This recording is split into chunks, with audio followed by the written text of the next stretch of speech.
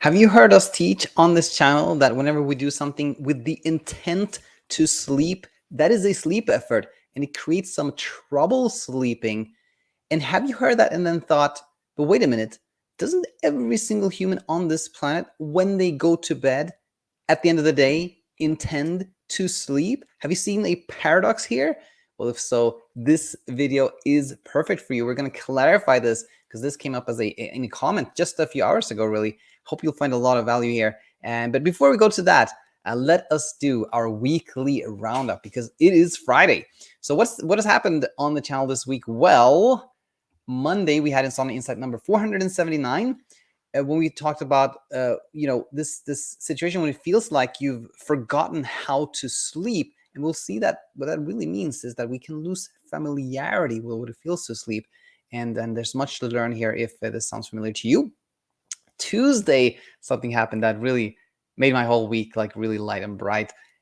We had a publication in the CBC. Sonia, a member of our community, told her story in the largest network up there in Canada, and it was and we talked about that in Heard Online number 24. It was super nice. And that's a really powerful story. If you haven't checked it out, I highly recommend you read Sonia's story there. Now, Wednesday we had Insomnia Q&A number 171, and Michelle was guesting, and we talked about a question from Namra. She asked what to do when sleep overall has become easy, but what about when you have to sleep elsewhere? I think Namra had guests in our house, and maybe it's traveling, something like that. We answered this and many other questions in Wednesday's episode, which has timestamps. It has timestamps, so you can just check the timestamps. You can just check one question if that's the only one that's interesting to you. Timestamps are in the description, by the way. Thursday, we had Talking Insomnia number 117, where Nina returned 15 months after the first time she was a guest on the channel, and she shared her story. And this is a life after insomnia episode with much insight in it. So a nice one there as well. And now let's us move to today's today's question here. And I'm going to pull up the very word for word the question from MS2243. And here it is a question from actually yesterday's episode with Nina. And MS2243 writes, "Hi Daniel, if we go to bed with intention of not judging whether sleep comes or not, then who would like to go to bed?" And this is worded a little bit differently than I worded it, but basically how I hear this is that if you're saying that we should just go to bed, just kind of laying there, not judging whether sleep happens, not bothering to care whether we sleep or not, like that doesn't sound very enticing, or like that doesn't sound like what most people do when they go to bed. Like, so doesn't most people actually go to bed with intent of sleeping? And I realized that we never really talked about this, so really grateful for a chance to do that. And there were two other questions here, which I'll reply to really briefly before we go to the main question. So also MS224 says, if being okay to be awake is not an effort, maybe not, maybe this can become an effort in ourselves as our minds are always aligned towards sleep. And I would just want to say that, yes, if we think like, okay, I have to befriend wakefulness so I can sleep, there is effort. But befriending wakefulness is just really an invitation to leave effort and to make wakefulness as pleasant or as acceptable as it can be. And can you create a video on exactly what we're supposed to do when we're hyper-aroused and go to bed? And this is like, this entire channel is about that. It's about like the fact that when we're hyper-aroused, the more we try to not be hyper-aroused, the more struggle we have. And so everything here is really about that. So yes, the main question I want to talk about was this first one of the intent, because it can be so paradoxical. Again, when everything we teach here is about like, we teach so much about when you do something with the intent to make sleep happen, that's an effort. But then every single human being at the end of the day, maybe not every single one, but literally every single human being like on the planet, right? At the end of the day, go to bed. Aren't they intending to sleep? That's the kind of, that's a crux. It's a kind of paradox here, right? So the question is like, when we sleep well, most people who don't struggle with sleep, aren't they intending to sleep when they go to bed? So I pulled up the intention, like just from Google here. What's the definition of intent? Well, one of them is when we're resolved or determined to do something. Another one was showing earnest and eager attention, towards something. So in other words, when we have this intent, we have a methodology, we have a plan, we resolve to do something, we have a kind of evaluation, did it work, did it not work, and we have a backup plan if our original plan fails. And when you look at this, when we see this, this is intent, this is what intent means, and we see this and ask yourself, okay, does this sound like a person who has some trouble with sleep, who has insomnia, or somebody who's sleeping well? Does this, like, when you see intent like this, what does it sound like? And we can almost sense naturally that when somebody has this intent, a plan, a method, pass fail, backup plan, that is probably a person who struggles with sleep, which kind of gives a hint of the answer here.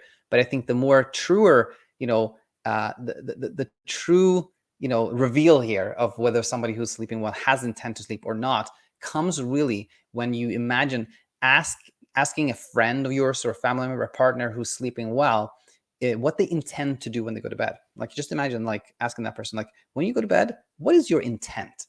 And it's quite likely that they actually will say, to sleep, right? That's very true that they may say that.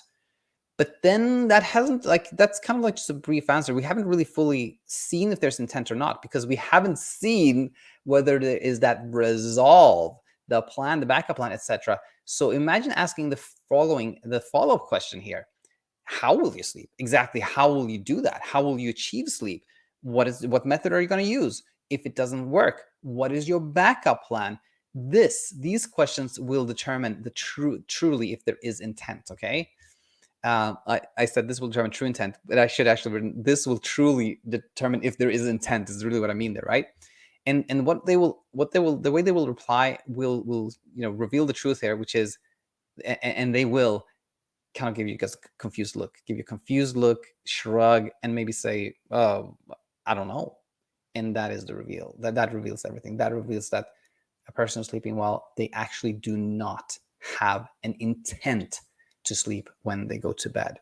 What they have is an assumption. There's no intent. There's just an assumption. There's just an assumption that sleep will happen, but there is no intent. It's, I think, similar to, when we go to the dinner table. Like, when we go to the dinner table or, lunch table or whatever table, are we intending to eat? It can seem like, yeah, of course I go to the dinner table intending to eat. But really, if we think of intent as like having a resolve, like a method, a plan, like we're really determined to do something, we see that, no, we actually don't have intent.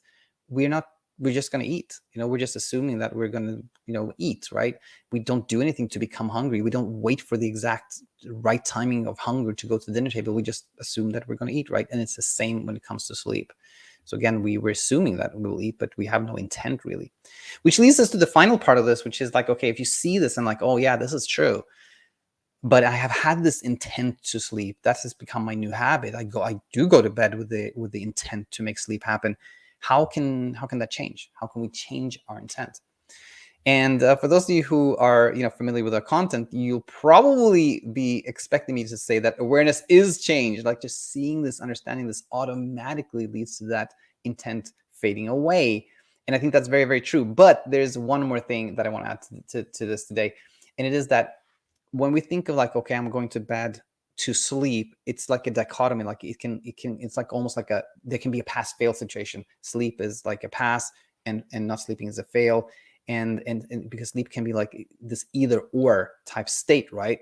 So what we can do is replacing that with something that isn't and is like a kind of a dichotomous like that. So we can actually think of going to bed to rest, because rest is not, it's not this duality. We can rest while we're sleeping, or we can rest while we're awake. So that little subtle thing can be helpful when we think of like, okay, I'm changing the intent from like sleep to like just rest. That could be a path, like a step towards like no intent whatsoever, just like, eating, like it just becomes like breathing, eating, and everything else. There's no intent whatsoever, just an assumption. But this going to bed to rest can be like a really nice, helpful step towards where we want to be.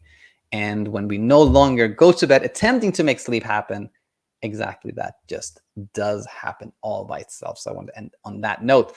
I hope now that you will have a wonderful weekend. That was it for today. Hope you found value here. And as always, if you are indeed finding value here in the free content, you are sleeping easier, you're feeling like yourself again, the monkey's off your back, that is wonderful. Please share it with us.